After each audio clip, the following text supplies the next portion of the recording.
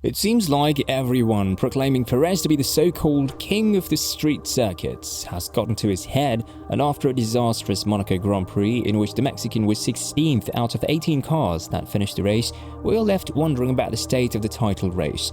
Moreover, Red Bull have put further pressure on the driver by openly criticizing his move during the qualifiers, which made him start from the back of the grid, so now the title race might be over even before it started. What does this mean now for the popular Checo and his championship aspiration? And is Verstappen smiling behind the scenes? Oh boy, everything that could have gone wrong just went wrong for Perez during Saturday's qualifying session.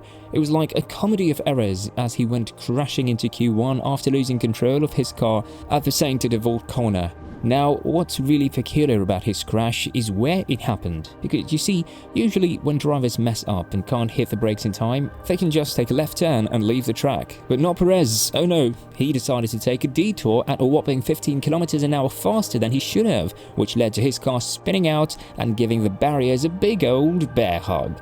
Now, this mistake in itself is quite hilarious because no other driver has managed to mess up at turn 1 like this. But hold on tight, because the fun doesn't stop there for Perez. Before we dive into his statements and his team's reactions, which involved assessing the damage Perez caused, let's talk about how his race got all messed up under the mounting pressure to score some points. It's like the universe was playing a prank on poor Perez. Known for his ability to handle pressure, this time the pressure got the best of him, and despite his fondness for the track, everything seemed to go awry. After making a move on Stroll following the tunnel, he was forced wide by the Canadian driver. Unfortunately, he couldn't regain his position because at that same spot, he attempted another move on Magnussen, resulting in damage to his front wing. It was a rather silly decision considering that this section of the track is not suitable for overtaking. Perez's expectations didn't align with reality, and it turned out far from ideal. To make matters worse, there was a heart-stopping moment reminiscent of Schumacher in 2022.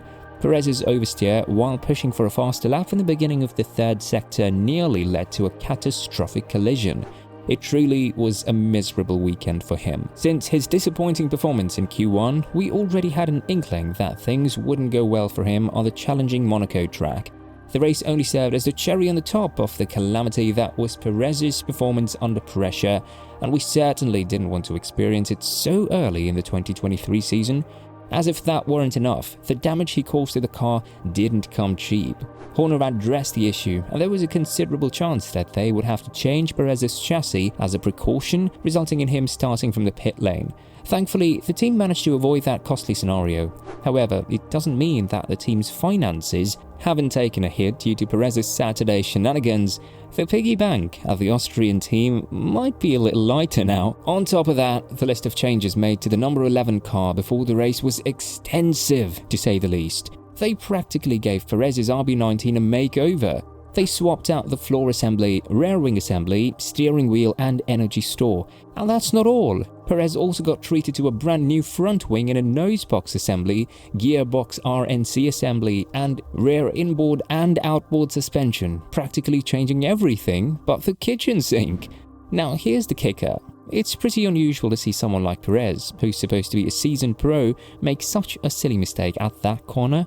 Horner couldn't help but point fingers at the lack of concentration in those pesky Alpines, causing a distraction on Perez's right side. Horner had a lot to say about it, and let me tell you, it wasn't pretty. He blamed it all on the lack of focus and those sneaky Alpines trying to steal Perez's attention. It's like they were waving shiny objects in front of him. Unfortunately, Perez made a mistake too early in Q1. I can only think that maybe he was distracted by the Alpine on the right-hand side because he just misjudged that first turn, and the circuit was only going to get faster and faster, so he will be kicking himself for that. We might have to change the whole lot, the chassis just as a precaution. It is so hard. Max started from that position a few years ago and only just made it into the top 10. Scoring points will be the target because it is likely to be a one-stop race. You are caught in the crocodile and you can't use your pace. But look, let's be real here. Perez didn't exactly live up to the expectations, if we're being polite about it. I mean, we can't sugarcoat it. His performance was quite underwhelming considering he's driving the best car in the grid. Just take a look at Verstappen, who manages to squeeze out points even when he is in a less ideal situation like the one Jeddah this season. It's hard to deny that Verstappen is a whole different animal when it comes to competitiveness. The guy shaved off a whopping 0.3 of a second in the last sector, beating Alonso for pole position. So the idea of Perez challenging Verstappen for the championship seems a bit far-fetched, doesn't it? Let's talk about Perez's performance during the race. It definitely put the team in a position where they can safely say that the 2016 Mercedes scenario is becoming a distant memory. You know, that drama they had between the team members? Yeah, they're glad to avoid all that. Leaving your favorite Grand Prix with 0 points is nothing to be proud of, my friend. And when Perez addressed the matter, he had this to say: "We paid the price for my mistake in qualifying. That has been very costly, and I just have to apologize to the whole team because it is unacceptable to have this kind of mistake. I have to move on, learn from it. I cannot afford another 0 points in the championship." It seems like luck is not on Perez's side. The team is starting to recognize that mistakes like these are only pushing him further away from his ultimate goal of winning the championship. It's a harsh reality that Perez must face. Even Helmut Marko himself has shared his thoughts on the matter, which might have hit Perez hard, considering the recent chain of events at Red Bull. When discussing Perez's qualifying blunder, Marko didn't hold back and stated, "If you have a car like that, you shouldn't be out in Q1. That was a stupid mistake on his part. Maybe he was thinking too much about the championship." Marko didn't stop there. He couldn't help but sing praises for Verstappen's performance, acknowledging that the team had doubts after the second sector, but were blown away by the two-time world champion's determination. It's clear that Verstappen knows how to show up when it counts. Meanwhile, Perez seems to be following in the footsteps of Leclerc from last year, becoming a Leclerc 2.0, if you will.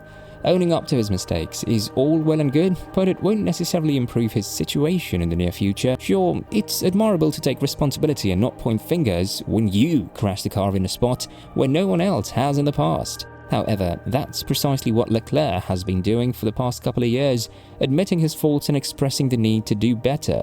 But when the time comes for him to actually perform better, he tends to vanish into thin air. When talking about the aftermath of his qualifying crash, Perez went on to add, "It's unbelievable, and I cannot believe what I've done. It just caught me by surprise, just getting the rear out of shape, especially really late into the corner. It caught me out.